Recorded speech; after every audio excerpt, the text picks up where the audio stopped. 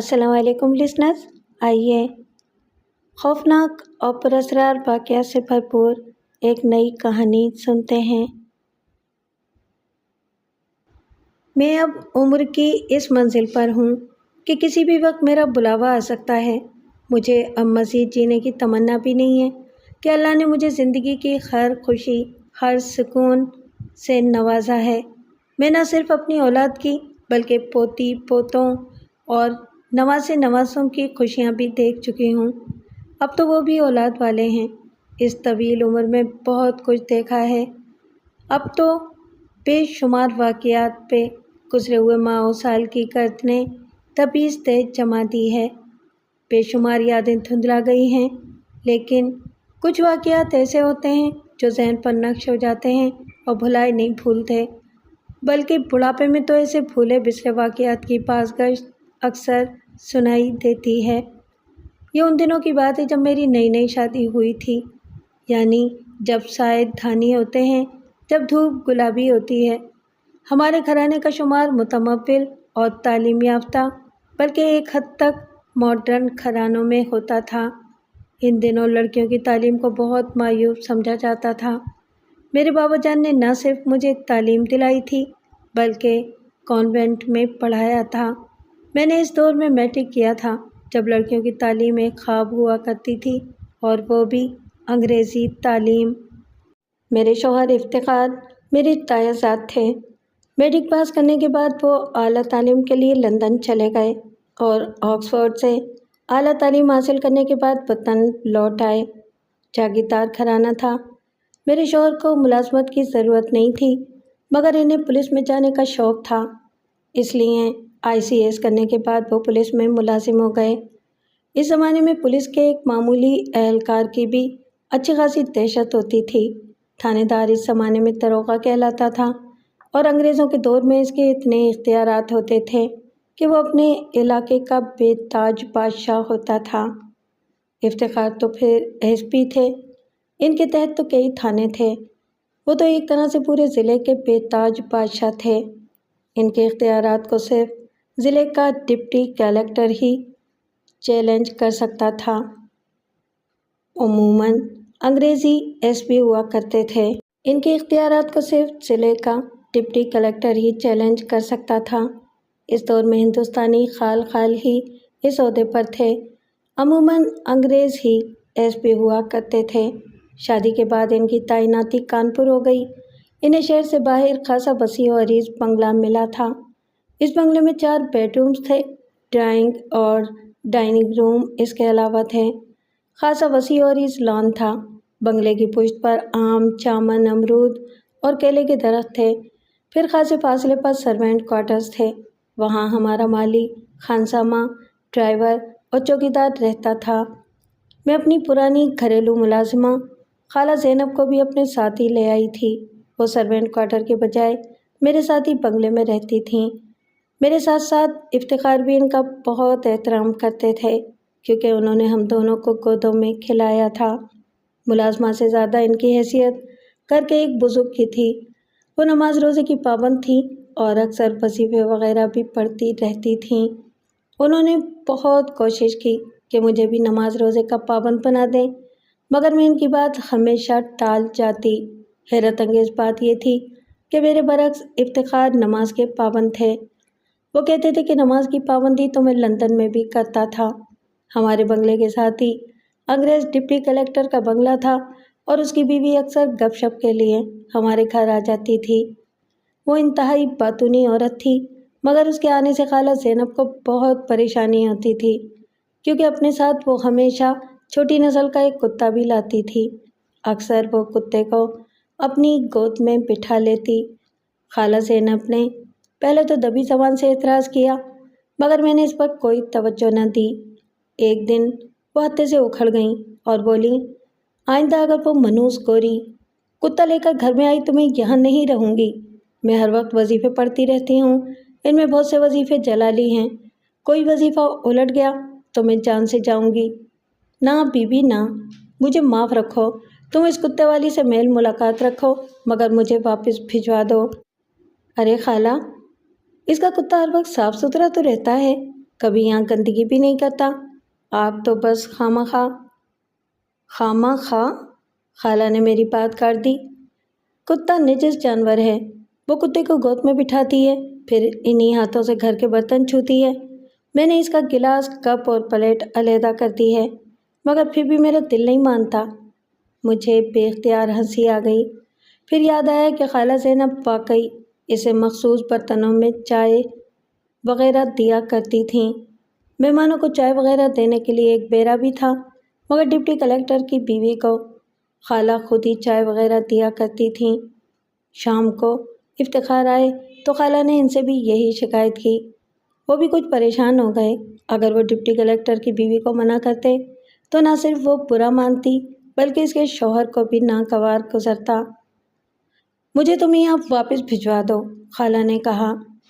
مگر خالہ، یہ تو سوچیں کہ پھر سعدیہ اکیلی ہو جائے گی۔ میں تو سارا دن گھر سے باہر رہتا ہوں، بلکہ بعض اوقات تو آدھی آدھی رات کو واپس آتا ہوں۔ میں وہاں سے رشیدہ کو بھیج دوں گی، خالہ نے کہا۔ رشیدہ ان کی سب سے چھوٹی بیٹی تھی۔ اس کا مطلب ہے کہ آپ نے جانے کا فیصلہ ہی کر لیا ہے؟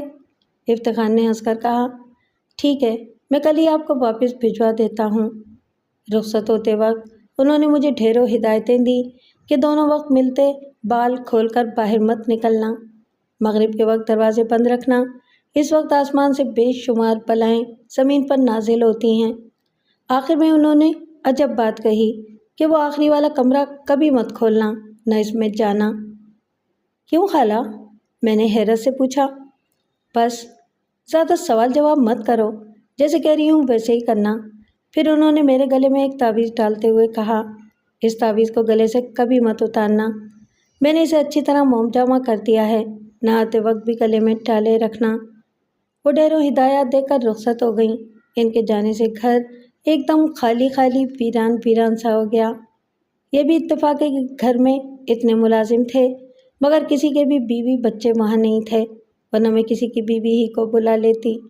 صبح 10 بجے کے قریب ڈپٹی کلکٹر کی بیوی کلارا آ گئی۔ کتا حسب معمول اس کی گود میں تھا۔ رسمی گفتگو کے بعد وہ بیٹھی ہی تھی کہ ایک عجیب سی بات ہوئی۔ اس کا کتا سامنے دیکھ کر اچانک کترانے لگا، جیسے اسے کوئی غیر مرئی وجود نظر آ رہا ہو۔ What is going on there? Clara نے اسے ڈانٹ پلائی۔ بی اے گڈ ڈاگ، وہ اس پر ہاتھ پھیرتے ہوئے بولی، پھر مجھے دیکھ کر یوں مسکرائی جیسے شرارتی بچوں کی مائیں ان کی شرارت پر شرمندگی سے مسکراتی ہیں۔ میں خود بھی حیرت زدہ تھی۔ وہ کتا تو بہت بے ضرر سا تھا، سارا وقت یا تو کلارا کی گود میں بیٹھا رہتا اور یا پھر اس کی کرسی کے نزدیک ہی بیٹھ جاتا۔ کتا وقتی طور پر پرسکون ہو گیا تھا، مگر فوراً ہی پھر گھبرانے لگا۔ اچانک وہ کلارا کی گود سے اچھلا اور یوں خوفناک انداز میں باہر کی طرف بھاگا جیسے اس نے کوئی بہت ہی خوفناک چیز دیکھ لی ہو۔ کلارا بھی گھبرا کے کھڑی ہو گئی اور آہستہ سے بولی، I am sorry Mrs Khan. یہ کہہ کر وہ تیز تیز قدم رکھتی باہر کی طرف چلی گئی۔ میں بھی اس کے پیچھے لپکی۔ میں نے دیکھا کہ کتا کھلے ہوئے گیٹ سے باہر کی طرف بھاگا جا رہا ہے۔ کلارا بھی اسے آوازیں دیتی ہوئی باہر کی طرف دوڑی۔ نواز خان، میں نے چوکیدار کو آواز دی، دیکھو میڈم کا کتا کس طرف گیا ہے۔ میرا حکم پاتے ہی نواز خان بھی کتے کے پیچھے دوڑ پڑا۔ وہاں تھوڑے تھوڑے فاصلے پر اعلیٰ سول اور پولیس افسران کے بنگلے تھے۔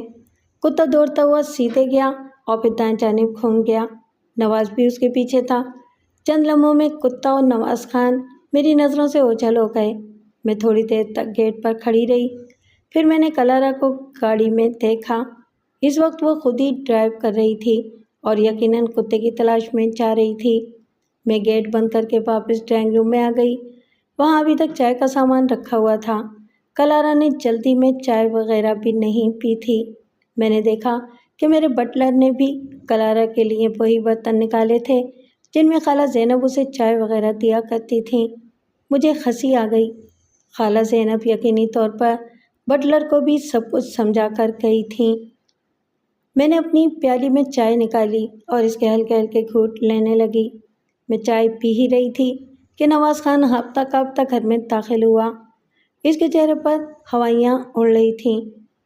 کیا ہوا نواز خان؟ میں نے چائے کا کپ رکھتے ہوئے پوچھا، خیریت تو ہے؟ मेम साहब का कुत्ता मर गया बेगम साहिबा, इसने यूं सर झुका कर कहा जैसे कुत्ते की नहीं किसी इंसान की मौत की खबर सुना रहा हो। मैं घबरा कर खड़ी हो गई। मैं जानती थी कि कलारा इस कुत्ते से कितना प्यार करती थी। इसका कोई बच्चा तो था नहीं, वो कुत्ता ही इसके लिए सब कुछ था। कुत्ता मर गया? कैसे नवाज खान, कैसे? मैंने पूछा। वो बहुत तेज़ी से भाग रहा था बेगम साहिबा, नवाज ने कहा। अचानक सामने से साइमन साहब की गाड़ी आ गई। कुत्ता इनकी गाड़ी के नीचे आ गया। मैं जानती थी कि साइमन असिस्टेंट कलेक्टर था। वो नौजवान लड़का था और अभी चंद महीने पहले ही आईसीएस करने के बाद यहाँ तैनात हुआ था। वो डिप्टी कलेक्टर मिस्टर ब्राउन का मातहत था। कुत्ते के पीछे मिसेस ब्राउन भी तो गई थी, मैंने पूछा। मैम साहब वहाँ पहुँची तो कुत्ता मर चुका था। वो कुत्ते की लाश देखकर बुरी तरह रोने लगी। फिर उसने साइमन को बेनुकत सुनाई। वो बेचारा सर झुकाए हुए सुनता रहा। फिर मैम साहब ने कहा, मेरे टोनी को अभी और इसी वक्त अस्पताल लेकर चलो, शायद ये बच जाए। तो वो कुत्ते को अस्पताल ले गई है, मैंने पूछा। जी मैम साहिबा, नवाज खान ने कहा। नवाज खान गुज़िश्ता 15 साल से अंग्रेज़ अफसरों की मुलाजमत में था, इसलिए अच्छी खासी अंग्रेज़ी भी बोल और समझ लेता था। एक नवाज खान ही क्या, मेरे सभी मुलाजिम अंग्रेज़ों के पास मुलाजिम रहे थे, इसलिए वो सब टूटी फूटी अंग्रेज़ी बोल लेते थे। मैंने बावर्ची खाने में जाकर खाने का जायज़ा लिया। खान सामा ने खाना तकरीबन तैयार कर लिया था। इफ्तिखार दोपहर के खाने पर घर ज़रूर आते थे और 1.5-2 घंटे आराम करने के बाद वापस चले जाते थे। फिर इनकी वापसी का कोई वक्त मुकर्रर नहीं था। कभी तो वो शाम को 7 बजे ही लौट आते और कभी वो रात को 2-3 बजा देते थे। वैसे अमूमन वो देर से ही घर आते थे। मैं बावर्ची खाने से बाहर निकली तो मुझे डिप्टी कलेक्टर के घर से रोने की आवाज़ें आईं। इसका मतलब यही था कि क्लारा अस्पताल से लौट आई है। मैं मुरवतन इसके घर चली गई। क्लारा यूं बिलक बिलक कर रो रही थी जैसे वो कुत्ता ना हो, इसका बेटा हो। मुझे देखकर वो रोती हुई मुझसे लिपट गई और एक मर्तबा फिर बुरी तरह से सिसकने लगी। हौसला रखो मिसेस क्लारा, मैंने कहा। अब टोनी तो वापस आने से रहा। वो फिर ज़ोर ज़ोर से रोने लगी। मैं इस कमबख्त साइमन को छोड़ूंगी नहीं। मैंने मिस्टर ब्राउन को फ़ोन कर दिया है, वो भी आने ही वाले हैं। कुत्ते की लाश बरामदे में रखी हुई थी। क्लारा ने इस पर सफ़ेद चादर डाल दी थी। डिप्टी कलेक्टर के सब मुलाजिम अपनी मालिकन को खुश करने के लिए आंसू बहा रहे थे। थोड़ी देर बाद मिस्टर ब्राउन और इफ्तिखार दोनों एक साथ घर में दाखिल हुए। क्लारा रोते हुए मिस्टर ब्राउन से लिपट गई और बोली, अब मैं कैसे ज़िंदा रहूँगी? फ़िक्र मत करो, फ़िक्र मत करो। मिस्टर ब्राउन ने इसका सर सहलाते हुए कहा, आज शाम तक टोनी यहाँ आ जाएगा। वो कैसे आ सकता है डार्लिंग? क्लारा ने कहा, वो तो मर चुका है। तुम फिक्र मत करो, शाम तक टोनी यहाँ होगा, मिस्टर ब्राउन ने कहा। मिस्टर माइकल के पास बॉक्स टेरियर का एक जोड़ा है। इनकी कुतिया ने बच्चे भी दिए हैं। मैं इनमें से एक बच्चा तुम्हें ला दूँगा। लेकिन ब्राउन, क्लारा एक दफ़ा फिर रोने लगी। केली प्लीज़, मिस्टर ब्राउन ने कहा, मैं अभी मिस्टर माइकल से एक पप्पी मंगवा लेता हूँ, लेकिन अब रोना मत। उन्होंने इसी वक्त अपने ड्राइवर को मिस्टर माइकल के बंगले पर भेज दिया। हम लोग थोड़ी देर बैठकर अपने घर वापस आ गए। सादिया, जल्दी से खाना लगवाओ, मुझे बहुत शदीद भूख लगी है। पड़ोस में मौत हो गई है और आपको भूख लगी है, मैंने संजीदगी से कहा। इफ्तिखार ने चौंक कर मुझे देखा। इनकी हैरानी पर मुझे हंसी आ गई और वो भी बेख्तियार हंसने लगे। फिर काफ़ी दिन गुजर गए। क्लारा हमारी तरफ नहीं आई। शायद वो अपने टोनी का शौक मना रही थी। मैं ही कभी कभार इसके पास चली जाती थी, लेकिन वहाँ कुछ खाते पीते हुए मुझे शदीद कराहियत महसूस होती थी। मुझे रह रह कर खाला ज़ैनब की बात याद आती थी कि ये मोए फरंगी पाकी नापाकी का ख्याल रखते कब हैं। क्लारा का तो बटलर भी क्रिश्चियन था। क्रिश्चियन क्या, उसका बाप भंगी था। इसने बेटे को थोड़ा बहुत पढ़ा लिखा दिया था। यूं वो मिस्टर ब्राउन का बटलर बन गया। क्लारा का नया कुत्ता भी आ गया था और वह हर वक्त इसकी खिदमत पे लगी रहती थी। सफ़ेद बुर्राक छोटा सा वो कुत्ता واقعی بہت خوبصورت تھا۔ وہ کچھ بڑا ہوا تو کلارا اسے گود میں چڑھا کر پھر ہمارے گھر آنے لگی۔ ایک دن شام کو کلارا اپنے کتے کے ساتھ ہمارے گھر آئی۔ افتخار اپنے کام سے دفتر گئے ہوئے تھے اور مجھے بتا گئے تھے کہ واپسی میں شاید دیر ہو جائے۔ جب وہ یہ کہتے تھے تو میں سمجھ جاتی تھی کہ اب وہ 1-2 بجے سے پہلے نہیں آئیں گے۔ خالہ زینب نے ابھی تک رشیدہ کو بھی نہیں بھیجا تھا۔ کلارا آئی تو ملان میں بیٹھی ہوئی تھی، وہ بھی وہیں بیٹھ گئی۔ اسی وقت میرا چائے کی ٹرے لے آیا۔ میں نے اسے کہا، رحیم، میم صاحب کے لیے بھی ایک کپ لے آؤ۔ وہ سر ہلا کر واپس چلا گیا۔ اچانک ایک حیرت انگیز بات ہوئی۔ کلارا کا کتا ایک طرف دیکھ کر بری طرح بھونکنے لگا۔ ٹونی، ٹونی کیا ہو رہا ہے؟ کلارا نے اسے ڈانٹ پلائی۔ خاموش بیٹھو۔ دوسرے کتے کا نام بھی ٹونی ہی رکھا گیا تھا۔ کتا چند لمحے پرسکون رہا، پھر خوفزدہ ہو کر کلارا کی آغوش میں چھپنے کی کوشش کرنے لگا۔ وہ کلارا کی گود میں بری طرح مچل رہا تھا، لیکن اس نے کتے کو مضبوطی سے پکڑ لیا تھا۔ کتے نے ایک مرتبہ پھر مڑ کر دیکھا اور چاؤں چاؤں کرتا ہوا کلارا کی گود میں گھس گیا۔ مسز خان، کلارا نے کہا، میں چلتی ہوں، شاید ٹونی کی طبیعت خراب ہے، اس نے عجیب سی نظروں سے دیکھتے ہوئے کہا، اور پھر ٹونی کو گود میں چھپا کر تیزی سے باہر نکل گئی۔ میں خود بھی حیرت زدہ تھی۔ وہی واقعہ دوبارہ پیش آیا تھا۔ آخر کتے نے ایسا کیا دیکھ لیا؟ میں نے ارد گرد نظر دوڑائی، وہاں تو کچھ بھی نہیں تھا۔ موسم بہت خوشگوار تھا، آدھی سردیوں کے دن تھے، اس لیے ہوا میں بھی خوشگوار خنکی تھی۔ رحیم بھی کچھ فاصلے پر کھڑا تھا، اس نے بھی کلارا کے کتے کا غیر معمولی رد عمل دیکھا تھا۔ رحیم، میں نے اسے آواز دی۔ جی بیگم صاحب، تم نے میم صاحب کے کتے کی حرکت دیکھی؟ جی بیگم صاحب، رحیم نے پرتشویش لہجے میں کہا، پھر وہ دبی زبان سے بولا، بیگم صاحب، مجھے تو لگتا ہے کہ اس گھر پر کوئی اثر ہے، آپ کسی عامل سے آنے کو بلائیں، مجھے تو کیسی احمقوں والی باتیں کر رہے ہو؟ میں نے جھنجھلا کر کہا، مجھے یہاں رہتے ہوئے 2 مہینے سے زیادہ ہو گئے، مجھے تو ایسا کچھ محسوس نہیں ہوا، اور یہ اثر ہوتا کیا ہے؟ بیگم صاحب، کہتے ہیں کہ وہ چیزیں جانوروں کو نظر آ جاتی ہیں۔ اچھا، فضول باتیں مت کرو، یہ چائے ٹھنڈی ہو گئی ہے، تم اسے گرم کر کے لے کر آؤ۔ رحیم چائے دانی لے کر چلا گیا۔ میں نے سوچا، عجیب جاہل آدمی ہے، اس دور میں بھی یہ بھوت پریت اور آسے پر یقین رکھتا ہے۔ پھر مجھے خیال آیا کہ اس میں رحیم کا بھی کیا قصور، اس نے جو کچھ اپنے بزرگوں سے سنا ہوگا وہی دہرا دیا۔ وہ چائے لے کر آیا تو ہوا مزید خنک ہو گئی تھی۔ میں نے اسے کہا کہ چائے میرے ہی کمرے میں لے آؤ، مجھے بہت ٹھنڈ لگ رہی ہے۔ چائے پینے کے بعد میں کچھ دیر ریڈیو سنتی رہی۔ آج کل کی طرح ان دنوں ٹی وی اور کیبل تو تھا نہیں۔ میں ایک ناول لے کر لیٹ گئی۔ میرے کمرے کی ایک کھڑکی باغ کی طرف کھلتی تھی، وہاں سے ٹھنڈی ہوا کمرے میں آ رہی تھی۔ میں کھڑکی بند کرنے کے خیال سے اٹھی، پھر ٹھٹک کر رہ گئی۔ مجھے ایسے لگا جیسے کوئی لڑکی کھل کھلا کر ہنسی ہو۔ میں نے سوچا، کیا رحیم سچ کہہ رہا تھا؟ کیا واقعی اس مکان پر اثر ہے؟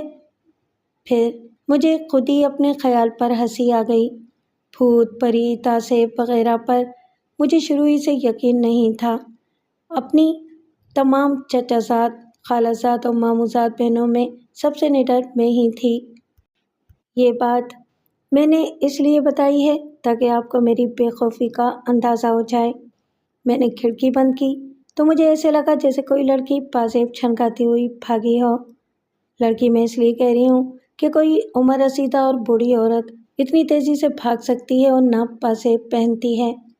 ایک لمحے کو مجھے خوف محسوس ہوا، لیکن دوسرے ہی لمحے میں نے خود پر قابو پا لیا۔ میرا خیال تھا کہ بائیں باغ میں کوئی لڑکی چھپی بیٹھی ہے۔ میں نے اپنے جسم پر شال ڈالی اور کمرے کا دروازہ کھول کر چوکیدار کو آواز دی، نواز خان؟ جی بیگم صاحب، وہ فوراً دوڑا ہوا آیا۔ باہر ڈیوٹی پر جو پولیس گارڈ ہیں، ذرا انہیں بلاؤ۔ جی بیگم صاحب۔ وہ میرے درشت لہجے سے سہم گیا۔ فوراً ہی پولیس کے 2 سپاہی اور نواز خان وہاں آ گئے۔ تم لوگ ڈیوٹی دیتے ہو یا یہاں سوتے ہو؟ میں نے درشت لہجے میں کہا۔ کیا ہوا بیگم صاحبہ، خیریت تو ہے؟ ایک سپاہی نے پوچھا۔ بنگلے کے پیچھے والے باغ میں کوئی چھپا ہوا ہے، میں نے کہا، میرے خیال میں وہ کوئی لڑکی ہے، میں نے خود اس کے ہنسنے کی آواز سنی ہے۔ لڑکی؟ سپاہی ہکلا کر بولا۔ برآمدے میں روشن بلب کی روشنی میں مجھے اس کے چہرے پر خوف اور بوکھلاہٹ کے آثار نظر آئے۔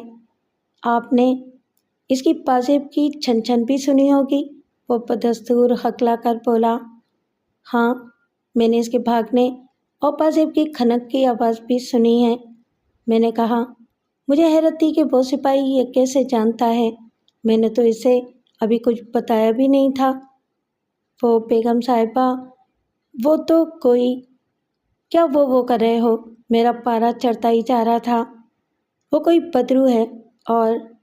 کیا؟ میں نے بھنا کر کہا۔ تم بدرو اور آصف وغیرہ پر یقین رکھتے ہو؟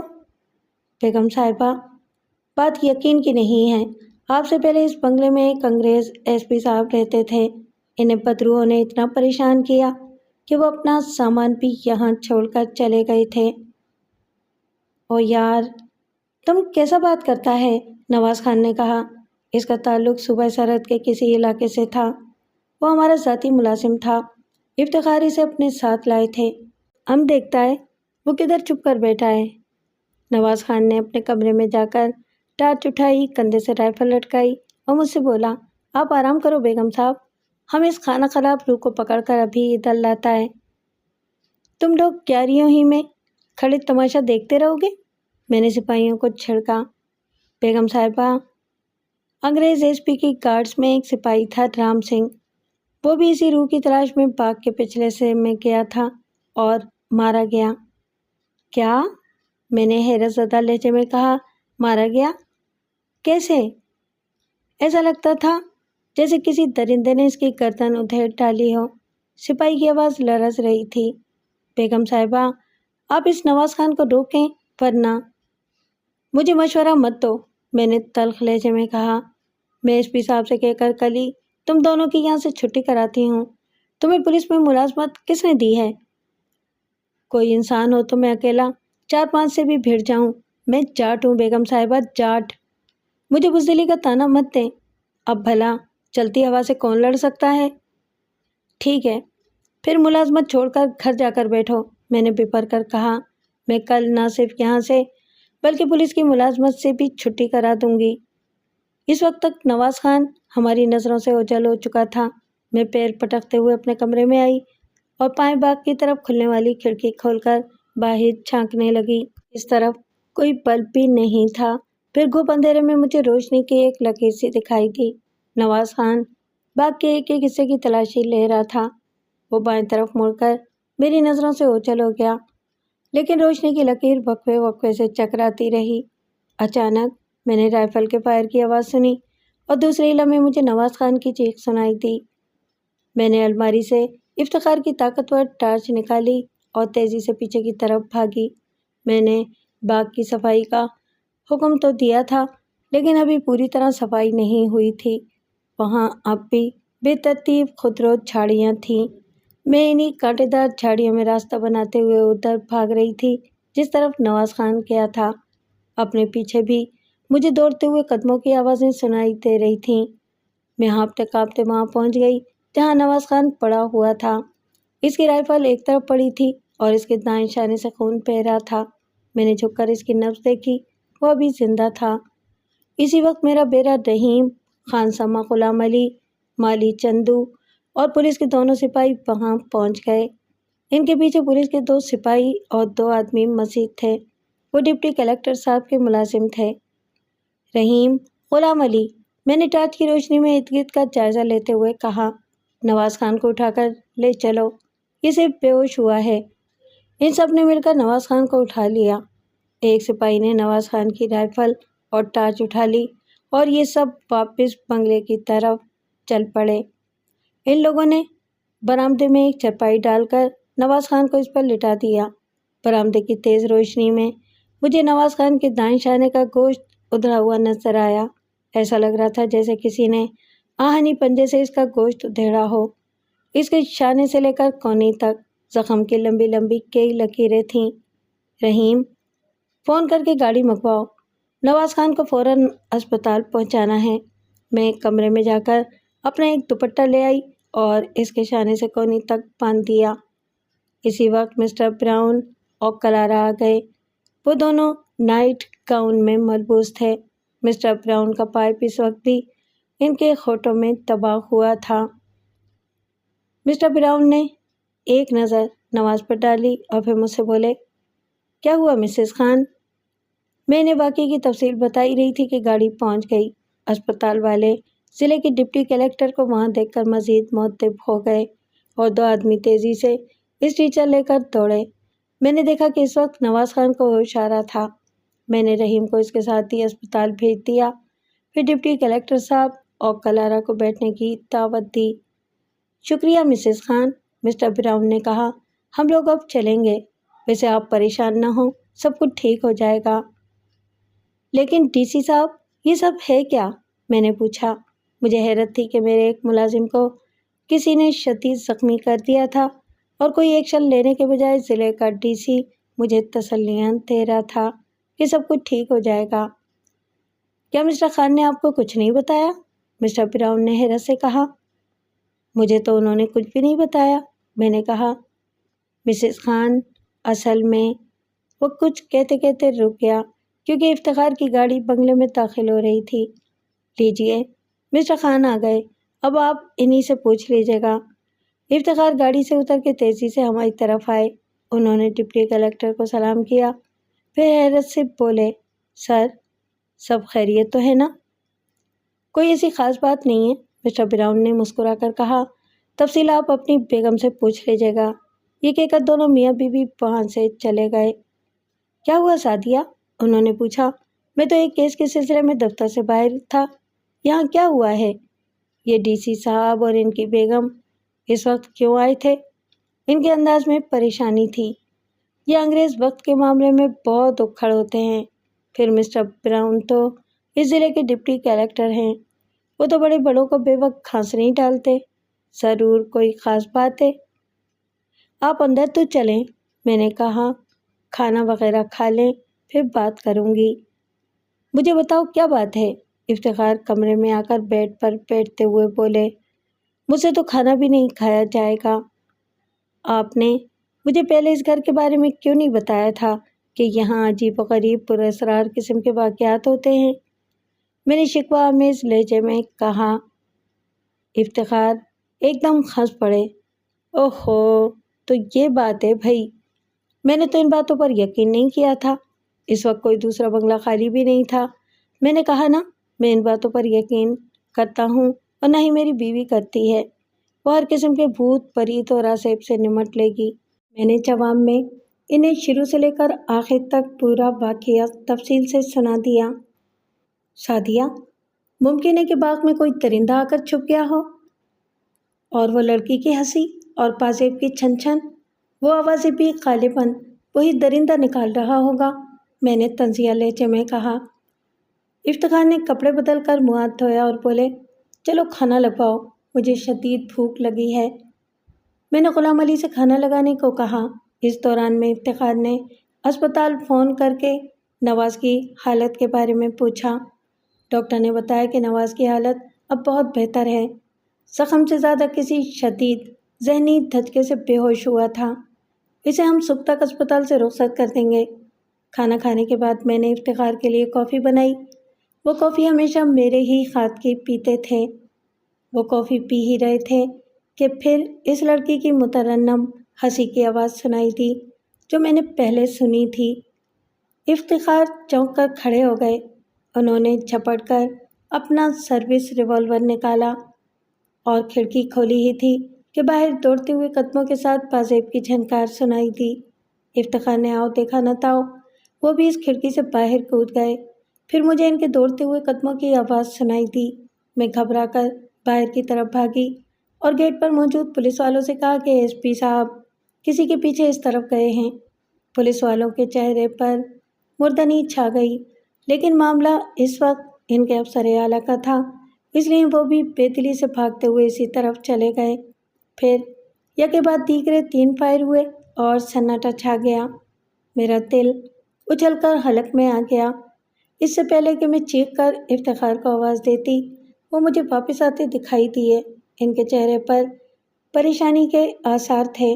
اس مرتبہ ڈی سی صاحب کے گھر سے بھی کوئی نہیں آیا۔ افتخار کمرے میں کچھ دیر ٹہلتے رہے، پھر مسیری پر نیم تراز ہو گئے اور سگریٹ سلگایا۔ وہ کچھ دیر کسی گہری سوچ میں گم رہے، پھر مجھ سے بولے، سعدیہ، میرا خیال ہے کہ تم واپس گھر چلی جاؤ۔ میں اٹھ کر بیٹھ گئی۔ کیوں واپس چلی جاؤں؟ میں نے پوچھا۔ بھائی میں کسی دوسرے مکان کا بندوبست کر کے تمہیں بلا لوں گا۔ تو کیا آپ ان توہمات پر یقین رکھتے ہیں؟ میں نے طنزیہ لہجے میں پوچھا۔ مجھے بالکل یقین نہیں ہے، انہوں نے کہا۔ اس کے باوجود میری سمجھ میں نہیں آ رہا کہ یہ سب کیا ہے۔ میں واپس نہیں جاؤں گی، میں نے فیصلہ کن لہجے میں کہا۔ پورے خاندان میں میرا مذاق اڑے گا کہ بہت نڈر اور بہادر بنتی تھیں، اب کیسے دم دبا کر وہاں سے بھاگی ہیں۔ تم سمجھتی کیوں نہیں ہو؟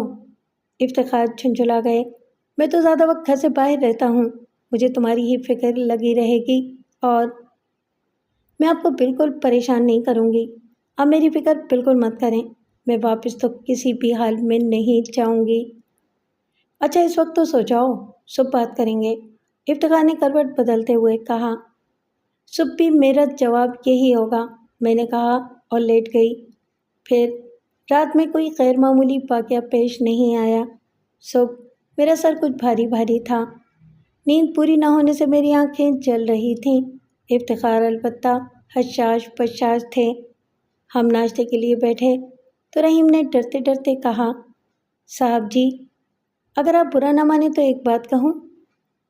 ہاں رحیم بولو، افتخار نے چائے کا کپ اٹھاتے ہوئے کہا۔ صاحب جی، میرا ماموں زاد بھی یہیں کانپور کی ایک فیکٹری میں کام کرتا ہے، وہ ایک بہت پہنچے ہوئے اللہ والے کو جانتا ہے، اگر آپ کہیں تو۔ نہیں رحیم، میں نے درست لہجے میں کہا، تم کیسی باتیں کر رہے ہو؟ تم ذرا گرم چائے لے کر آؤ، افتخار نے کہا۔ یہ چائے تو ٹھنڈی ہو گئی۔ رحیم چائے دانی اٹھا کر لے گیا۔ سعدیہ، افتخار نے کہا، دیکھو تم ان باتوں کو نہیں مانتی ہو، میں بھی نہیں مانتا، لیکن ہمارے تمام ملازم انتہائی توہم پرست اور ضعیف الاعتقاد ہیں۔ ان لوگوں کو اپنی تسلی کرنے دو، ورنہ یہاں ایک ملازم بھی نہیں رہے گا۔ آپ کا مطلب ہے کہ میں؟ ہاں سعدیہ، وہ جلدی سے بولے، میرے خیال میں یہ رحیم کا نہیں بلکہ سبھی کا خیال ہے۔ ٹھیک ہے، آپ کی یہ بات مان لیتی ہوں، واقعی یہ لوگ تو بہت خوفزدہ ہیں، یہ چلے گئے تو گھر کا سارا کام ٹھپ ہو جائے گا۔ اسی وقت رحیم چائے لے کر واپس آ گیا۔ افتخار نے کہا، رحیم، تمہارے وہ اللہ والے بزرگ رہتے کہاں ہیں؟ یہاں کانپور میں ڈپٹی کی سرائے میں رہتے ہیں۔ میں دفتر جا کر گاڑی بھیج دوں گا، تم ڈرائیور کے ساتھ جا کر انہیں لے آنا۔ بہتر ہے سرکار، رحیم نے کہا۔ ہاں، نواز خان کی طبیعت اب کیسی ہے؟ افتخار نے پوچھا۔ اس کے بازو کا گوشت بہت زیادہ اتھڑ گیا تھا صاحب جی، اسے 25 ٹانکے لگے ہیں، کل تک وہ گھر آ جائے گا۔ میں ابھی آفس جاتے ہوئے اسے دیکھتا جاؤں گا۔ نواز خان ان سب میں بہت جیدار آدمی تھا، اور اس واقعے کے بعد تو میں دل سے اس کی قدر کرنے لگی تھی۔ بیٹی، تم نماز پڑھتی ہو؟ تمام واقعات کی تفصیل سننے کے بعد ان بزرگ نے پوچھا جنہیں رحیم لایا تھا۔ میں نے شرمندگی سے سر جھکا لیا۔ نماز کی پابندی کرو بیٹی، نورانی چہرے والے بزرگ نے کہا۔ اگر تم تہجد بھی پڑھنا شروع کر دو تو دنیا کی کوئی طاقت تمہارا کچھ نہیں بگاڑ سکتی۔ میں تمہیں 1-2 وظیفے بھی بتاؤں گا، لیکن ان کے لیے نماز لازمی ہے۔ جی بابا، کوشش کروں گی کہ…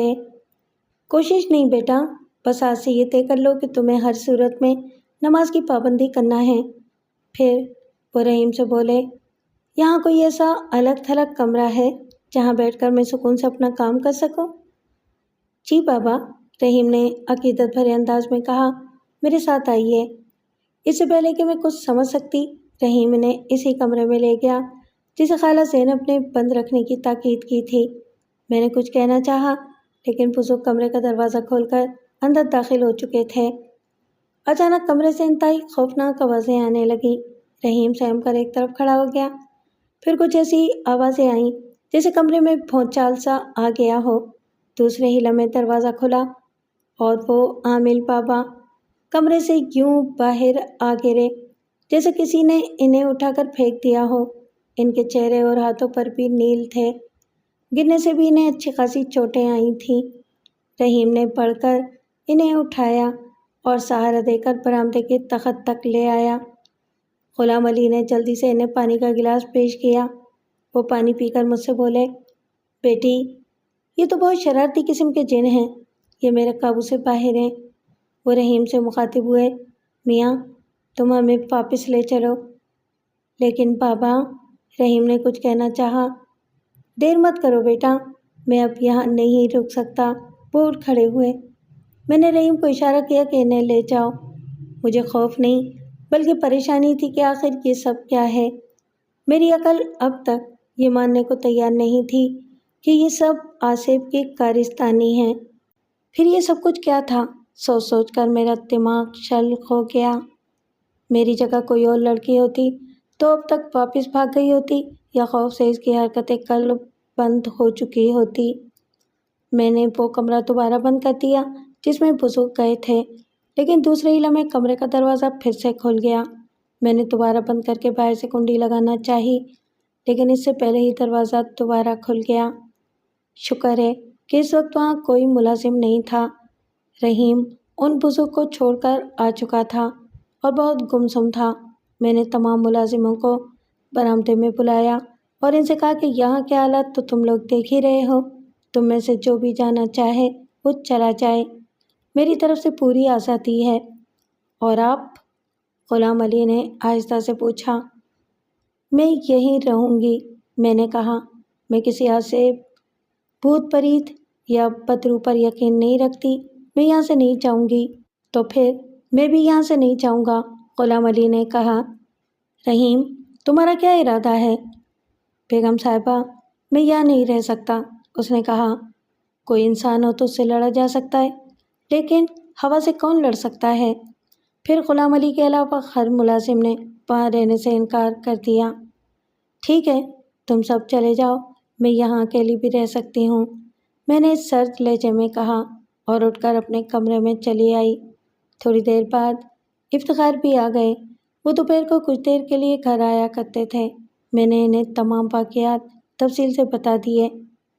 یہ تو ہونا ہی تھا، وہ فکر مندی سے بولے۔ یہ بیچارے توہم پرست اور ضعیف العقیدہ لوگ ہیں، اس لیے میں تم سے کہہ رہا ہوں کہ تم بھی واپس چلی جاؤ۔ میں واپس نہیں جاؤں گی، مجھے بھی اب کچھ ضدی ہو گئی تھی۔ افتخار بھی میری ضدی طبیعت سے اچھی طرح واقف تھے۔ تو تم اتنے بڑے گھر میں اکیلی رہ لو گی؟ انہوں نے پوچھا۔ ہاں، مجھے کوئی فرق نہیں پڑتا، میں نے کہا۔ تھوڑی دیر بعد غلام علی کے علاوہ تمام ملازم رخصت ہو گئے۔ رحیم نے تو دبی زبان سے کہا بھی، بیگم صاحبہ آپ بھی چلی جائیں۔ میں نے اسے گھور کر دیکھا تو وہ خاموش ہو گیا۔ افتخار کے چہرے پر فکر مندی اور پریشانی کے تاثرات تھے۔ آپ پریشان نہ ہو، مجھے کچھ نہیں ہوگا، میں نے ہنس کر ان کا موڈ بحال کرنا چاہا۔ دوپہر کو انہیں پھر جانا تھا۔ وہ جانے ہی والے تھے کہ دروازے پر ایمبولینس آ کر رکی۔ اس میں سے نواز اترا اور برآمدے میں آ گیا۔ اس کا سرخ و سفید چہرہ 2 دن میں مرجھا کر رہ گیا تھا۔ ایک بازو پر شانے سے لے کے کونی تک پٹی بندھی ہوئی تھی۔ کیسے ہو نواز؟ میں نے پوچھا۔ ہم تو بالکل ٹھیک ہے بیگم صاحب، نواز نے کہا، پھر متلاشی نظروں سے ادھر ادھر دیکھتے ہوئے بولا، یہ رحیم کدھر ہے؟ غلام علی کے سوا سب چلے گئے، میں نے کہا۔ وہ یہ سن کر حیران رہ گیا۔ سب چلا گیا؟ یہ کیسا مرد لوگ تھا بیگم صاحب؟ تم آرام کرو نواز، افتخار نے کہا، اور اپنی بیگم صاحبہ کا خیال رکھنا۔ یہ کہہ کر وہ اپنی گاڑی کی طرف چلے گئے۔ ان کے جانے کے بعد میں نے نواز سے پوچھا کہ تمہارے ساتھ کیا واقعہ پیش آیا تھا؟ کچھ سمجھ نہیں آیا بیگم صاحب، نواز نے کہا۔ ہمیں ادھر ایک لڑکی دکھائی دیا تھا جو باغ میں اندر کی طرف بھاگ رہا تھا۔ ہم نے اسے رکنے کو کہا لیکن وہ نہیں رکا۔ ہم نے اسے دھمکی دیا کہ ہم فائر کر دے گا، لیکن وہ پھر بھی نہیں رکا۔ اسے ڈرانے کے لیے ہم نے ہوا میں فائر کیا۔ پھر کسی نے ہم پر چھلانگ لگایا اور ہمارا گلا پکڑنے کا کوشش کیا، لیکن فوراً ہی ہمارا گردن گھبرا کر چھوڑ دیا۔ اور ہمارے بازو پر کسی چاقو سے حملہ کر دیا۔ اس بدبخت نے ہمارا سر زور سے ایک درخت سے ٹکرا دیا۔ اس کے بعد ہم بے ہوش ہو گیا۔ ہم اس خانہ خراب کو چھوڑے گا نہیں، نواز نے دانت پیس کر کہا۔ اچھا، ابھی تو تم آرام کرو، بعد میں دیکھیں گے۔ میں نے غلام علی سے کہا کہ نواز خان کو اس کے کمرے میں لے کر چلا جائے۔ کھانا کھا کر میں تھوڑی دیر آرام کرتی تھی۔ میں اپنے کمرے میں جا کر لیٹ گئی۔ شام کو کلارا آ گئی۔ حسب معمول کتا اس کی بغل میں تھا۔ اچھی خاصی سردی ہونے لگی تھی، اس لیے میں کلارا کے ساتھ برآمدے ہی میں بیٹھ گئی۔ وہ رسمی باتوں کے بعد مجھ سے بولی، مسز خان، میں اس گھر کے بارے میں تمہیں پہلے ہی بتا دیتی، لیکن مسٹر خان نے کہا تھا کہ آپ میری وائف کو کچھ مت بتائیے گا۔ میں نے اس دن اس کا جملہ ادھورا رہ گیا کیونکہ اس کا کتا خوف زدہ ہو کر اس کی گود سے کود گیا تھا۔ پھر وہ چیاؤں چیاؤں کرتا ہوا خوف زدہ ہو کر وہاں سے بھاگا۔ او مائی گاڈ، کلارا نے کہا اور وہ بھی کتے کے پیچھے دوڑی۔ شکر ہے کہ کتا کسی اور طرف بھاگنے کے بجائے اپنے ڈپٹی کلکٹر کے بنگلے ہی کی طرف بھاگا۔ میں نے سوچ لیا، اب کلارا کو منع کر دوں گی کہ اپنا کتا لے کر نہ آیا کرے، برا مانتی ہے تو مانے۔ میں نے چائے پی اور دیر تک اس صورتحال پر غور کرتی رہی۔ اندھیرا آہستہ آہستہ پھیل رہا تھا، فضا میں خنکی پڑ گئی تھی۔ میں نے جسم کے گرد شال لپیٹی اور برآمدے میں کھڑے ہو کر باہر لان کی طرف دیکھنے لگی۔ اچانک وہاں مجھے چھوٹا سا ایک عجیب الخلقت آدمی نظر آیا۔ اس کا قد تو بمشکل 1 فٹ ہوگا، لیکن سر بہت بڑا تھا اور اس پر بڑے بڑے بال تھے اور چہرہ فٹ بال کی طرح گول تھا۔ وہ اچانک لٹو کی طرح گھومتا ہوا میری طرف بڑھنے لگا۔ میں اسے بہت غور سے دیکھ رہی تھی، پھر آہستہ آہستہ اس کا قد بڑھنے لگا اور دیکھتے ہی دیکھتے وہ لان میں لگے پام کے درخت سے بھی اونچا ہو گیا۔ اس کی شکل بھی انتہائی بھیانک ہو گئی اور وہ دانت نکوس کر میری طرف یوں بڑھا جیسے مجھے توڑ پھوڑ کر رکھ دے گا۔ میں یوں کھڑی تھی جیسے اس نے مجھے ہپنوٹائز کر دیا ہو۔ وہ میری طرف جھپٹا تو میں غیر ارادی طور پر پیچھے کی طرف ہٹی۔ اچانک وہ ہنستا ہوا فضا میں کہیں تحلیل ہو گیا۔ میں سر جھٹک کر سوچنے لگی کہ یہ میری نظر کا فریب تھا یا میں نے جو کچھ دیکھا وہ حقیقت تھی۔ اس واقعے کے بعد سے پہلی دفعہ میرے ذہن پر خوف طاری ہوا، لیکن میں نے اسے فوراً ہی ذہن سے جھٹک دیا۔ پھر کئی دن گزر گئے، مزید کوئی واقعہ پیش نہ آیا۔ میں نے بھی اس واقعے کو نظر کا فریب سمجھ کر بھلا دیا، لیکن یہ خاموشی اور سناٹا بھی مجھے عجیب لگتا تھا۔ رات کا کھانا میں عموماً افتخار کے ساتھ کھایا کرتی تھی۔ جب انہیں دیر سے لوٹنا ہوتا تھا تو وہ فون کر دیتے تھے۔ رات کو 9 بجے کے قریب ان کا فون آ گیا اور وہ مجھ سے بولے، سعدیہ، مجھے دیر ہو جائے گی، تم کھانا کھا لینا اور کھڑکیاں دروازے اچھی طرح بند کر کے سو جانا۔ کیوں؟ کیا آپ رات میں گھر نہیں آئیں گے؟ میں نے پوچھا۔ بھائی، ممکن ہے مجھے واپسی میں صبح ہو جائے۔ میں پولیس پارٹی لے کر ڈاکوؤں کے ایک گروہ کے پیچھے جا رہا ہوں۔ تم ڈرنا مت، میں کوشش کروں گا کہ جلدی گھر پہنچ جاؤں۔ آپ میری فکر مت کریں، بس اپنا خیال رکھیے گا۔ میں نے ریسیور کریڈل پر رکھا اور غلام علی سے کہا کہ میرا کھانا کمرے میں ہی لے آؤ۔ سردی کی شدت میں اچانک اضافہ ہو گیا تھا۔ اچانک بارش بھی شروع ہو گئی، اس سے سردی مزید شدید ہو گئی۔ کھانا غلام علی لے کر آیا تو میں نے اس سے کہا کہ آتش دان میں آگ بھی جلا دو، آج تو بہت ہی سردی ہے۔ غلام علی نے آتش دان میں لکڑیاں رکھیں اور آگ جلا دی۔ میں آتش دان کے نزدیک ہی آرام دہ کرسی پر کمبل لپیٹ کر بیٹھ گئی اور ایک ناول اٹھا لیا۔ باہر بارش کے قطروں سے گویا جلد رنگ بج رہے تھے۔ برسات کا موسم مجھے بہت پسند تھا، لیکن اس وقت تو میرے ذہن پر عجیب سا خوف طاری تھا۔ باوجود کوشش کے میں اس خوف کو ذہن سے جھٹک نہیں پا رہی تھی۔ اچانک بارش تیز ہو گئی اور بارش کی بوچھاڑ کھڑکی کے شیشوں سے ٹکرا کر عجیب سی آوازیں پیدا کرنے لگیں۔ اچانک مجھے ایسا لگا جیسے کھڑکی کے پاس کوئی کھڑا ہو۔ میں اسے اپنا وہم سمجھ کر کتاب پڑھنے کی کوشش کرنے لگی۔ پھر مجھے ایسا لگا جیسے کسی نے کھڑکی کے شیشے پر دستک دی ہو۔ میں نے چونک کر دیکھا تو حیران رہ گئی۔ کھڑکی کے پاس خوبصورت سی ایک لڑکی کھڑی تھی۔ بارش میں بھیگنے کی وجہ سے اس کا لباس جسم سے چپک گیا تھا اور اس کے لمبے گھنے بالوں سے بارش کے قطرے ٹپک رہے تھے۔ اس نے ایک مرتبہ پھر دستک دی اور ہاتھ جوڑ کر کچھ کہنے لگی، لیکن مجھ تک اس کی آواز نہیں پہنچی۔ میری ریڑھ کی ہڈی میں سرد سی لہر دوڑ گئی اور زندگی میں پہلی مرتبہ مجھے شدید خوف کا احساس ہوا۔ میں اگر عام حالات میں اسے دیکھتی تو مجھے اس پر ترس آ جاتا کہ اتنی شدید سردی اور بارش میں کھڑی وہ پوری طرح کانپ رہی تھی اور خوشامدانہ انداز میں مجھ سے کچھ کہہ رہی تھی، لیکن میں جانتی تھی کہ وہاں کسی لڑکی کی موجودگی ممکن ہی نہیں ہے۔ اس مرتبہ اس نے زور سے شیشہ بجایا۔ اب مجھے اس کے چہرے پر جھنجھلاہٹ سی محسوس ہو رہی تھی۔ میرا خوف لمحہ بہ لمحہ بڑھتا ہی جا رہا تھا۔ میں نے سوچا افتخار کو فون کر کے پوچھوں کہ وہ کب تک واپس آئیں گے۔ فون میرے کمرے ہی میں تھا اور میرے نزدیک کی تپائی پر رکھا ہوا تھا۔ میں نے فون سیٹ اٹھا کر اپنی گود میں رکھا اور ریسیور اٹھا کر کان سے لگا لیا، لیکن فون میں تو کسی بھی قسم کی کوئی آواز نہیں تھی۔ شدید بارش کے باعث وہ بھی مردہ ہو چکا تھا۔ اس دور میں ٹیلی فون کا نظام بھی ایسا نہیں تھا جیسا آج ہے۔ ذرا سی بارش یا آندھی آتی تھی تو فون لائنیں بیکار ہو جاتی تھیں۔ ابھی ریسیور میرے کان ہی سے لگا ہوا تھا کہ فون کی گھنٹی تیز آواز میں بجی۔ میں بری طرح اچھل پڑی اور بولی، ہیلو سعدیہ۔ دوسری طرف سے افتخار کی آواز آئی۔ ان کی آواز سن کر میری جان میں جان آئی۔ میں نے پوچھا، آپ کہاں ہیں؟ کب تک گھر آئیں گے؟ بس میں آ رہا ہوں، انہوں نے جواب دیا۔ پھر کچھ توقف کے بعد بولے، ہاں، وہ کانتا وہاں پہنچ گئی؟ کون کانتا؟ میں نے پوچھا۔ بھائی وہ میرے ایک سب انسپکٹر کی بیوی ہے۔ میں نے اسے اس خیال سے تمہارے پاس بھیج دیا تھا کہ تمہاری تنہائی دور ہو سکے، لیکن وہ تو یہاں نہیں پہنچی۔ میں نے کہا، ہو سکتا ہے بارش کی وجہ سے جیپ خراب ہو گئی ہو، وہ بس پہنچنے ہی والی ہوگی۔ اس کا حلیہ تو بتائیں، میں اب کسی پر اعتبار کرنے کے لیے تیار نہیں ہوں۔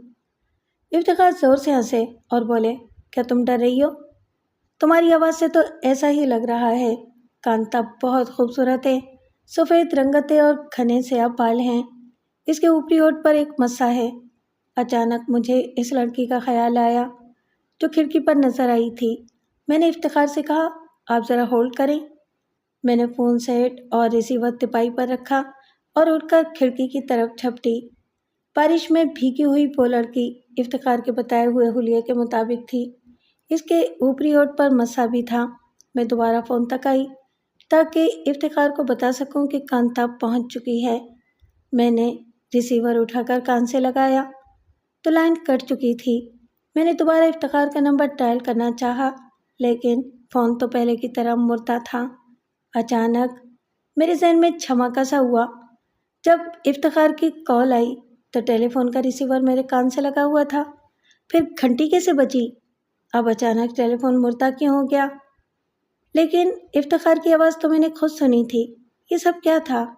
یہ تو ممکن ہی نہیں تھا کہ ریسیور کریڈل پر نہ ہو اور گھنٹی بجنے لگے۔ اچانک مجھے شدید خوف کا احساس ہوا اور میرا دل پوری طرح دھڑکنے لگا۔ باہر کھڑی ہوئی لڑکی اب کچھ غصے میں تھی اور ایسا لگ رہا تھا جیسے مجھے گالیاں دے رہی ہو اور کھڑکی کھولنے کا اشارہ کر رہی ہو۔ میں نے آیت الکرسی اور چاروں کل پڑھ کر خود پر اور کمرے میں پھونکا اور درست لہجے میں اس لڑکی سے کہا، دفع ہو جاؤ۔ مارے غصے کے اس لڑکی کا خوبصورت چہرہ مسخ ہو گیا۔ پھر دیکھتے ہی دیکھتے وہ ایک کریحا صورت بڑھیا میں تبدیل ہو گئی۔ اس کی رنگت سیاہ تھی اور بال جھاڑ جھنکاڑ کی طرح بکھرے ہوئے تھے۔ اس نے اپنے لمبے لمبے دانت نکوس کر مجھے کھڑکی کھولنے کا اشارہ کیا۔ خوف کے مارے میں سن ہو کر رہ گئی۔ میری سب بہادری اور بے خوفی ہوا ہو گئی۔ اس نے پہلے زور سے کھڑکی پر ہاتھ مارا، پھر مجھے اس کے ہاتھ میں ٹیڑھی میڑھی سی ایک لاٹھی نظر آئی۔ وہ لاٹھی اس نے زور سے شیشے پر ماری اور دوسرے لمحے کھڑکی کا شیشہ ایک جھنکے سے ٹوٹ گیا اور ٹوٹے ہوئے شیشے کے ٹکڑے کمرے میں بکھر گئے۔ میں دہشت کے عالم میں یہ منظر دیکھ رہی تھی۔ پھر ٹوٹے ہوئے شیشے میں سے سیاہ رنگ کا ایک استخوانی ہاتھ اندر آیا۔ وہ ہاتھ اتنا خوفناک اور مکروہ تھا کہ بے اختیار میرے حلق سے ایک چیخ برآمد ہوئی اور میں بے شر زدہ ہو کر دروازے کی طرف بھاگی۔ میں اس بوکھلاہٹ میں کسی سے ٹکرا گئی۔ وہ افتخار تھے۔ انہوں نے مجھے اپنے بازوؤں میں سمیٹا، ورنہ میں اوندھے منہ گرتی۔ میرے منہ سے آواز نہیں نکل رہی تھی، بس میرا جسم بری طرح لرز رہا تھا۔ سعدیہ، افتخار نے پکارا، کیا ہوا؟ وہ کھڑکی۔ میں نے کھڑکی کی طرف اشارہ کیا، لیکن اب وہاں کچھ نہیں تھا۔ کیا ہوا کھڑکی کو؟ انہوں نے نرم لہجے میں پوچھا، پھر مجھے سہارا دے کر مسیری تک لے گئے اور بولے، تم اطمینان سے بیٹھو اور مجھے بتاؤ کہ کیا ہوا ہے۔ اسی وقت بھاگتے ہوئے قدموں کی آوازیں آئیں اور غلام علی ہانپتا کانپتا کمرے میں داخل ہوا اور بولا، آپ ٹھیک تو ہیں بیگم صاحبہ؟ تم ایسا کرو غلام علی، ایک گلاس گرم دودھ لے آؤ۔ جی صاحب، غلام علی نے کہا اور تیزی سے باہر نکل گیا۔ میرے اوسان اس وقت تک کچھ بحال ہو چکے تھے۔ افتخار کے کپڑے پانی میں شرابور تھے، ان کے بالوں سے ابھی تک پانی ٹپک رہا تھا۔ انہوں نے پانی کا گلاس میرے ہاتھ میں دیا اور بولے، تم پانی پیو۔ میں نے پورا گلاس ایک ہی سانس میں خالی کر دیا اور آہستہ سے بولی، آپ پہلے کپڑے بدل لیں ورنہ بیمار پڑ جائیں گے۔ اور تم؟ میں ٹھیک ہوں، میں نے جلدی سے کہا۔ آپ کے کپڑے بھیگ کیسے گئے؟ گھر سے کچھ فاصلے پر میری جیپ کا انجن بند ہو گیا۔ میں نے ڈرائیور سے کہا کہ تم جیپ کو سڑک کے کنارے لگا دو، صبح دیکھنا اس میں کیا خرابی ہے۔ پھر میں نے ڈرائیور کے ساتھ مل کر جیپ کو سڑک کے کنارے لگایا اور ہم پیدل ہی گھر کی طرف روانہ ہو گئے۔ بارش اتنی شدید تھی کہ جیپ سے اترتے ہی میرے کپڑے پانی میں شرابور ہو گئے تھے۔ بارش اور شدید سردی میں گھر پہنچا تو مجھے تمہاری زوردار چیخ سنائی دی۔ میں بری طرح گھبرا گیا کہ نہ جانے تمہیں کیا ہو گیا ہے۔ میں دیوانہ پار کمرے میں بھاگا تو تم سے ٹکرا گیا۔ افتخار کپڑے بدلنے کے لیے باتھ روم میں چلے گئے۔ وہ تولیے سے اپنے بال رگڑتے ہوئے باہر نکلے تو غلام علی میرے لیے دودھ کا گلاس لے آیا تھا اور آتش دان میں مزید لکڑیاں ڈال رہا تھا۔ افتخار آتش دان کے پاس ہی کرسی پر بیٹھ گئے اور مجھ سے بولے، ہاں اب بتاؤ کیا ہوا تھا؟ آپ پہلے کھانا تو کھا لیں۔ میں نے کہا، کھانا تو میں نے رنگ پوری میں کھا لیا تھا۔ رنگ پور وہ گاؤں تھا جہاں وہ مجرموں کی تلاش میں گئے تھے۔ تو پھر میں آپ کے لیے گرما گرم کافی لے کر آتی ہوں، میں نے کہا۔ تم آرام سے بیٹھو، کافی غلام علی لے آئے گا۔ انہوں نے غلام علی کو آواز دی اور اسے کافی لانے کو کہا۔ پھر وہ مجھ سے مخاطب ہوئے، سعدیہ آخر ہوا کیا تھا؟ میں نے انہیں شروع سے لے کر آخر تک تمام واقعات تفصیل سے بتا دیے۔ غلام علی کافی کی پیالیاں میز پر رکھ کر چلا گیا اور افتخار میری باتیں سن کر ہنسنے لگے۔ آپ ہنس کیوں رہے ہیں؟ میں نے برا مان کر پوچھا۔ زندگی میں پہلی دفعہ تمہاری دل خراش چیخ سنی ہے، تم بھی ڈر گئیں؟ آپ نے مجھے فون کیا تھا؟ میں نے پوچھا۔ میں نے تمہیں فون کرنے کی کوشش کی تھی، لیکن فون میں شاید کوئی خرابی ہو گئی ہے۔ اس کے باوجود آپ سے میری بات بھی ہوئی، میں نے کہا۔ ہاں تم بتا چکی ہو، افتخار پھیرا سے۔ آپ کو شاید میری بات پر یقین نہیں آ رہا ہے۔ اچانک میری نظر کھڑکی کے ٹوٹے ہوئے شیشے پر پڑی۔ دیکھیے، کھڑکی کا شیشہ ٹوٹا ہوا ہے اور شیشے کے ٹکڑے کمرے میں بکھرے ہوئے ہیں۔ اس کا مطلب یہ ہے کہ یہ شیشہ، کیا نام بتایا تھا تم نے؟ ہاں کانتا۔ کانتا نے یا اس بڑھیا نے توڑا ہے؟ ہاں اسی کانتا نے، جس پر کل رات آپ نے 2 فائر کیے تھے، میں نے چڑھ کر کہا۔ افتخار سنجیدہ ہو گئے اور بولے، میں تمہیں جھٹلا نہیں رہا ہوں، میں نے کبھی ان باتوں پر یقین نہیں کیا، لیکن اس رات خود میں نے کسی لڑکی پر فائر کیے تھے۔ آپ مجھے گھر بھجوا دیں اور خود بھی یہاں سے کہیں اور منتقل ہو جائیں، میں نے ان سے نظریں چراتے ہوئے دھیمی آواز میں کہا۔ کیا؟ افتخار اچھل پڑے۔ یہ تم کہہ رہی ہو سعدیہ خان؟ تم شاید بھول گئیں کہ تم ان باتوں پر یقین نہیں کرتی ہو، اور میں اب بھی یقین نہیں کر رہی، لیکن یہ سب کیا ہے؟ میری سمجھ میں تو کچھ نہیں آ رہا۔ سمجھ میں تو میرے بھی نہیں آ رہا ہے، لیکن میں بھاگوں گا نہیں، افتخار نے کہا۔ جب میں نے یہ بنگلہ الاٹ کرایا تھا، اسی وقت محکمے کے کچھ لوگوں نے مجھ سے کہا تھا کہ آپ اس بنگلے میں منتقل نہ ہوں ورنہ بہت پریشان ہو جائیں گے اور 1 ہی مہینے بعد وہ بنگلہ چھوڑ کر بھاگیں گے۔ میں نے اس بات پر ان کا بہت مذاق اڑایا تھا کہ مجھے ان باتوں پر یقین نہیں ہے اور انسان تو اشرف المخلوقات ہے، یہ بھوت پریت اور آصف اس کا کیا بگاڑ سکتے ہیں؟ اگر آپ یہ بنگلہ نہیں چھوڑیں گے تو پھر میں بھی نہیں جاؤں گی، میں نے کہا۔ بھائی مجھ پر رحم کرو، میں تم سے بہت محبت کرتا ہوں اور اتنی جلدی تمہیں کھونا نہیں چاہتا، افتخار ہنس کر بولے۔ میں تو یہ سوچ کر تمہیں یہاں لے آیا تھا کہ خاندان کی دوسری لڑکیوں کے مقابلے میں تم بہت نڈر ہو اور اس قسم کی باتوں پر یقین بھی نہیں کرتی ہو، لیکن کیا؟ میں نے منہ بنا کر کہا۔ میری جگہ کوئی اور لڑکی ہوتی تو وہ اسی دن خوف سے مر گئی ہوتی جب نواز خان زخمی ہوا تھا، یا پھر یہاں سے بھاگ گئی ہوتی۔ یہ چکر کوئی اور ہے، افتخار نے سوچتے ہوئے کہا۔ کوئی چاہتا نہیں کہ میں اس بنگلے میں رہوں، ایسا کون ہے؟ اس کا سراغ مجھے خود ہی لگانا ہوگا، ورنہ بھوت پریت یوں کھڑکیوں کے شیشے نہیں توڑتے۔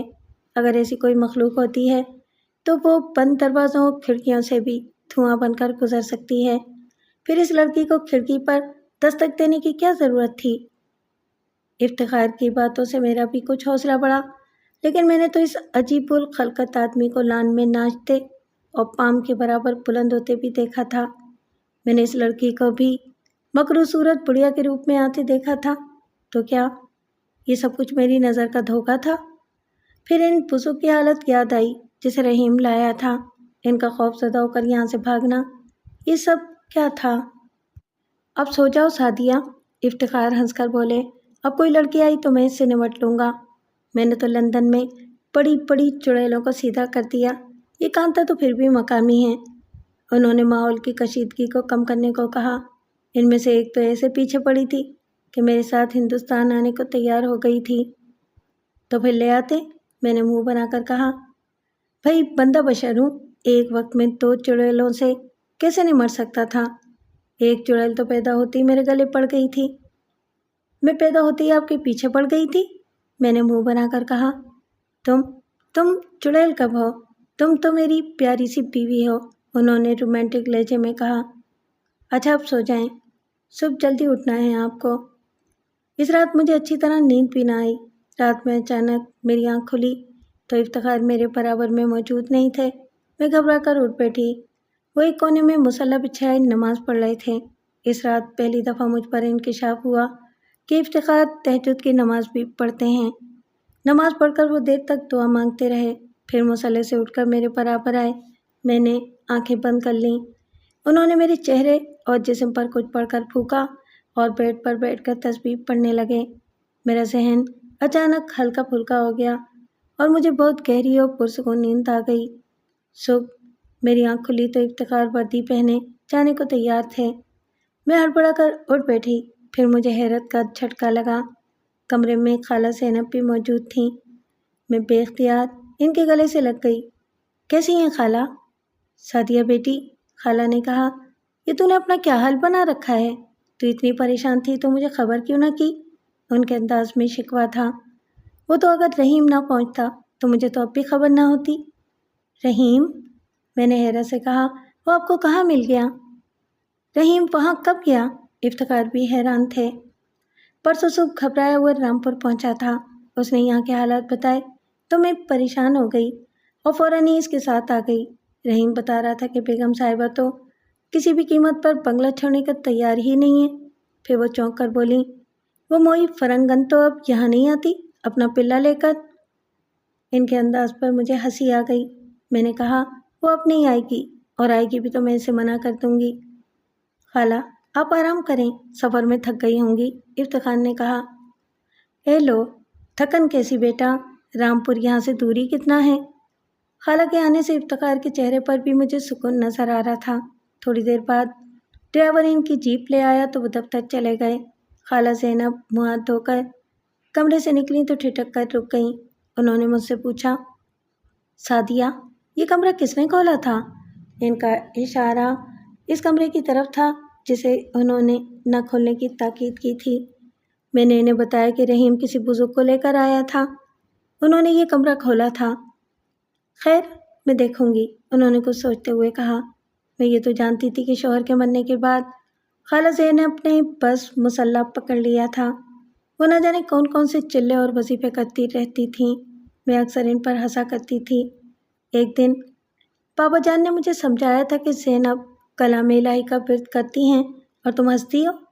آئندہ ان کا مذاق مت اڑانا بیٹا، ورنہ نقصان اٹھاؤ گی۔ بابا جان کبھی ایسی باتیں کرتے نہیں تھے۔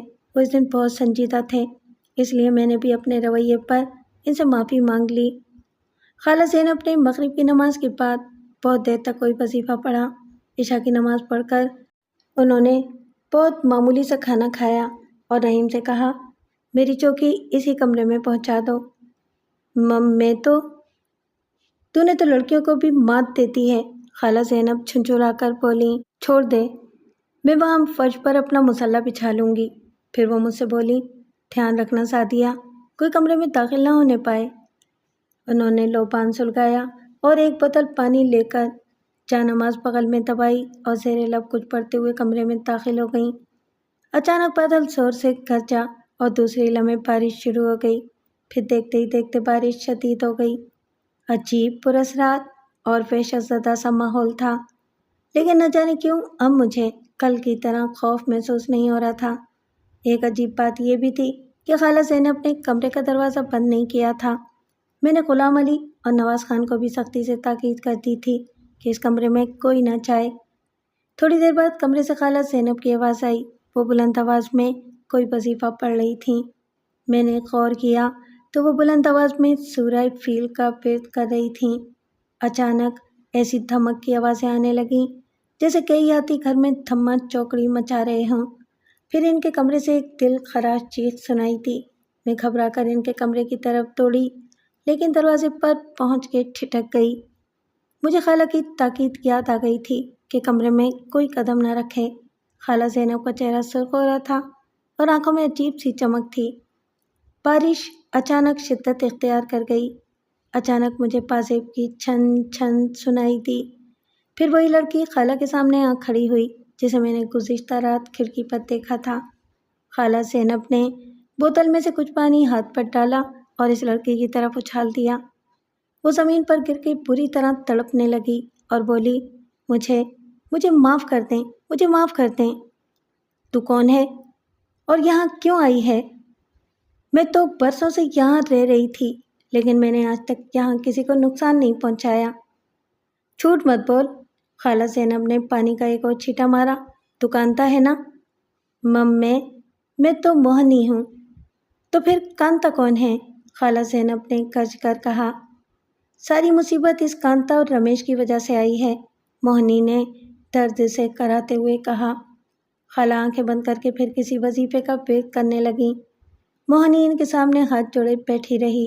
اچانک کمرے میں ایک خوفناک آواز گونجی، بس بند کر یہ تماشا اور یہاں سے نکل جا ورنہ بھسم کر دوں گا۔ سامنے آ کر بات کر، خالہ نے چیخ کر کہا۔ پھر بلند آواز میں کوئی ورد کرنے لگیں، پڑھنا بند کر دے، ہم لوگ آ رہے ہیں۔ پھر 2-3 ہیولے سے مجھے نظر آئے۔ تم لوگ کہاں سے آئے ہو؟ خالہ زینب نے گرج کر پوچھا، اور کیوں آئے ہو؟ جواب میں مجھے ایک بھیانک کے قحط سنائی دیا۔ وہ آواز اتنی بھیانک اور بلند تھی کہ غلام علی اور نواز خان بھی اپنے کوارٹروں سے نکل کر اس کمرے کی طرف دوڑے، لیکن میں نے انہیں کمرے میں جانے سے روک دیا۔ اچانک کمرے میں ایک شعلہ سا لپکا اور میں نے خالہ زینب کو جا نماز پر گرتے دیکھا۔ میرا دل اچھل کر گویا حلق میں آ گیا۔ خالہ زینب کے چہرے پر شدید تکلیف کے آثار تھے۔ وہ فوراً ہی اٹھ بیٹھیں اور بلند آواز میں کسی وظیفے کا ورد کرتے ہوئے بوتل سے پانی لیا اور ان ہیولوں کی طرف اچھال دیا۔ اس کے بعد تو ایسی دل خراش چیخیں گونجیں کہ میں نے نواز خان کے چہرے پر بھی ہوائیاں اڑتے دیکھیں۔ خالہ زینب نے دوسری مرتبہ ہاتھ کا چلو بنا کر زیادہ پانی لیا اور جھٹکے سے ان ہیولوں کی طرف پھینک دیا۔ پھر ایسی آوازیں آئیں جیسے کسی کو ذبح کیا جا رہا ہو۔ اس کے بعد وہی گونجدار آواز آئی، ارے مر گیا، ہمیں क्षमा کر دو مائی، تجھے تیرے اللہ کا واسطہ ہمیں क्षमा کر دے۔ پھر کسی بڑھیا کی منمناتی ہوئی آواز گونجی، ارے جل گئی، مر گئی، क्षमा کر دے مجھے، بچاؤ۔ خالہ زینب اس وقت جلال کے عالم میں تھیں۔ وہ اچانک کھڑی ہو گئیں اور اپنی تسبیح ہاتھ میں پکڑ کر زور سے ہوا میں گھمائی۔ پھر دل خراش آوازیں آئیں، ہائے جل گئے، مر گئے، ہمیں क्षमा کر دے مائی۔ خالہ زینب نے پھر زیر لب کسی آیت کا ورد کرتے ہوئے پانی ہاتھ میں لے کر ان پر چھینٹے مارے۔ بڑھیا کی منمناتی آواز کے ساتھ بہت سی دوسری آوازیں بھی آئیں۔ ہم جا رہے ہیں مائی، ہمیں جانے دے، ہم یہاں سے بہت دور چلے جائیں گے، پھر کبھی ادھر نہیں آئیں گے، क्षमा کر دے مائی۔ بڑھیا منمنائی۔ میں گویا پتھر کی ہو کر رہ گئی تھی۔ غلام علی اور نواز خان بھی سکتے کسی کیفیت میں وہاں کھڑے ہوئے تھے۔ خالہ زینب نے پانی کے چھینٹے مار کے اپنی تسبیح ایک مرتبہ پھر لہرائی۔ پھر ایسی آوازیں آئیں جیسے بہت سے لوگ خوفناک انداز میں ایک ساتھ چیخ رہے ہوں۔ آہستہ آہستہ وہ ہیبلے دھواں بن کر لہرائے اور ہوا میں تحلیل ہو گئے۔ اب مجھے وہاں راکھ کے ڈھیر نظر آ رہے تھے۔ خالہ زینب بھی نڈال سی ہو کر بیٹھ گئیں اور بوتل سے تھوڑا سا پانی پی لیا۔ مجھے معاف کر دیں، میں وعدہ کرتی ہوں کہ یہاں سے اتنی دور چلی جاؤں گی کہ ہاتھ جوڑے بیٹھی موہنی نے التجا کی۔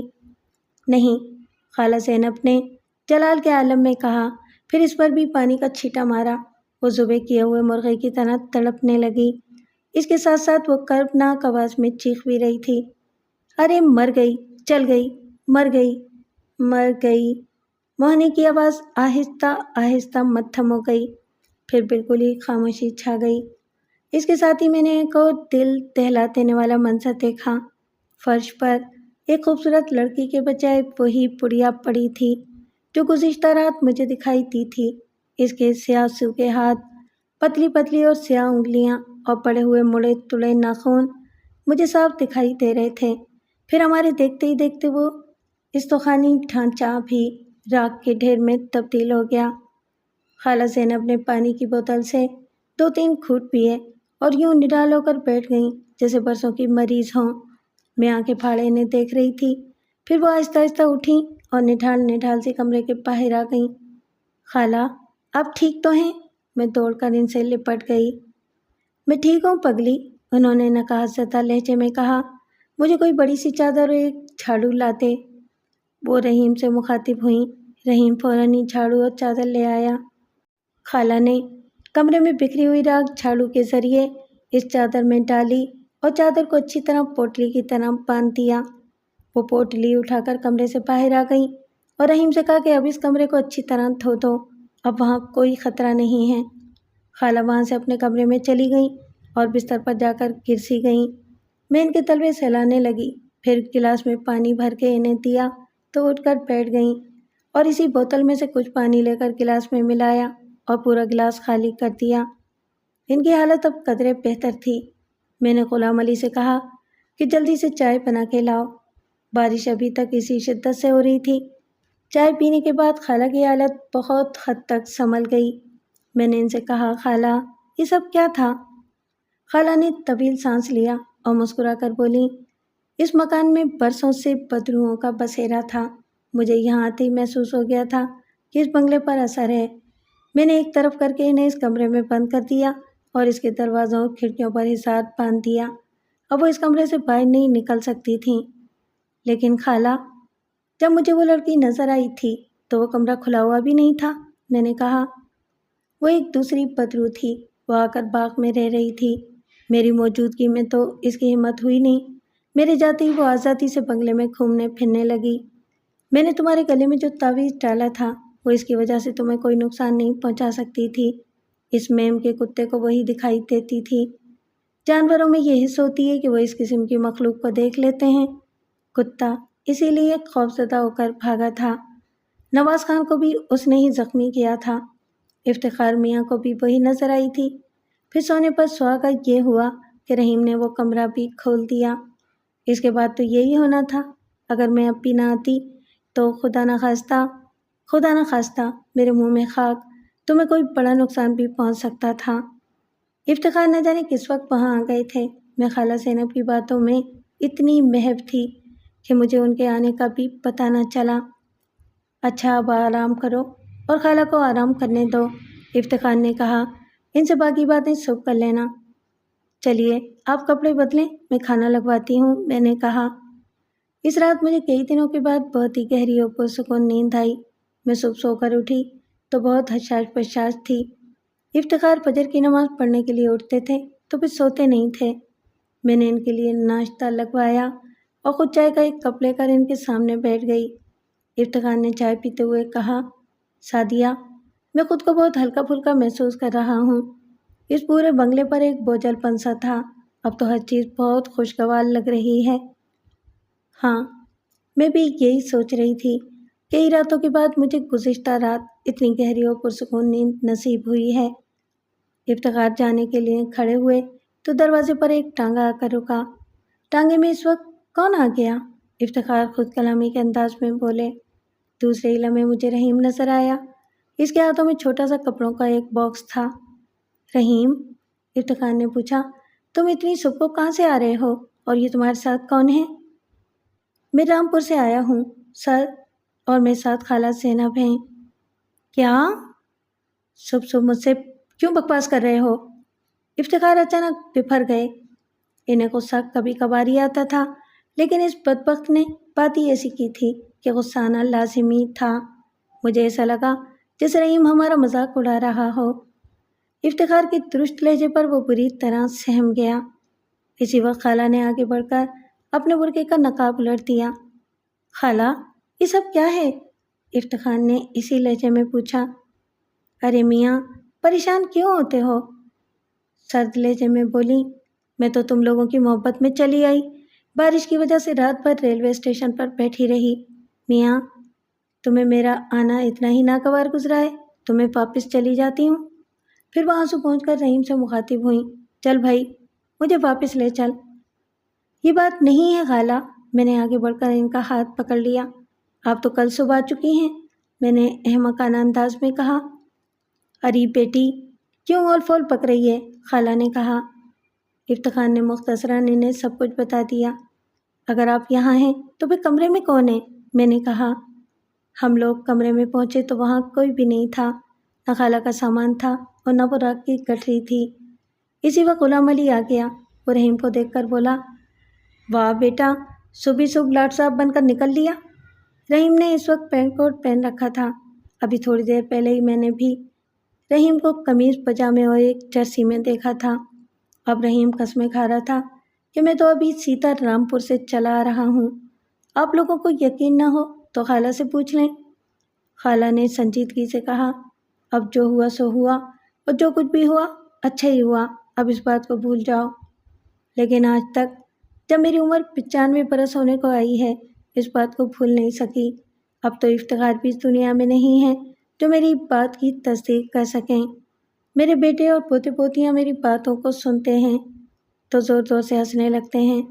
میری طرح ان لوگوں کو بھی ایسی باتوں پر یقین نہیں ہے، لیکن کوئی یقین کرے یا نہ کرے، میرے ساتھ جو کچھ پیش آیا ہے میں نے آپ کو بتا دیا ہے۔ مجھے معلوم ہے کہ آپ بھی میری باتوں کا یقین نہیں کریں گے۔